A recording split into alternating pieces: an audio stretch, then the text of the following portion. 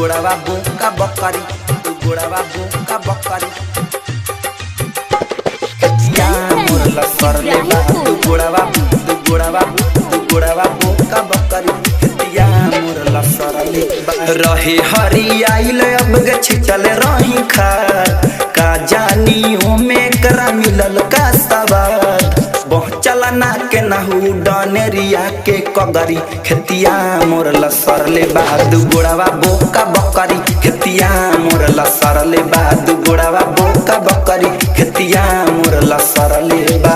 आप सुन रहे हैं एजी एंटरटेनमेंट की धमाकेदार प्रस्तुति।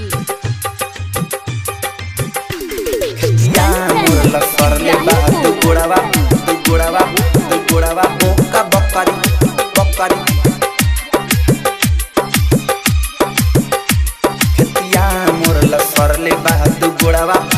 गोड़ावा बोका बकरी। देखले बानी जब से कहीं लागे ना मनवा, बाढ़ से दहते दहते बचल रहे धानवा, बचल रहे धानवा, बचल रहे धानवा। देखले बानी जब से कहीं लागे ना मनवा, बाढ़ से दहते दहते बचल रहे धानवा।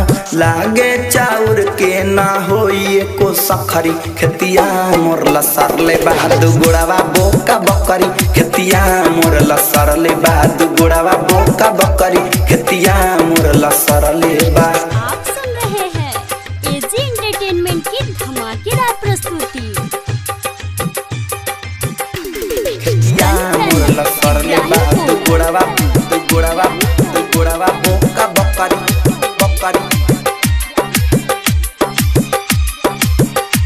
खेतिया मोर लसर ले बा, दू गोड़ावा बोका बकरी।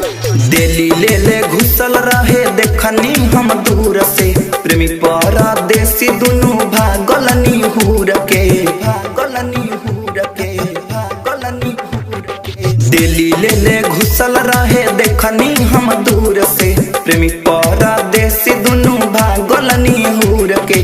कुनल रूपन ठेस लागल कैसे पकड़ी। खेतिया मोर लसर ले बा, दू गोड़ावा बोका बकरी। खेतिया मोर लसर ले बा, दू गोड़ावा बोका बकरी। खेतिया मोर लसर ले बा। रहे हरियाइल अब गे छिटल रही खाद, का जानी ओमे करा मिलल का सवाद। पहुँचल ना के नहू डनेरिया के कगरी।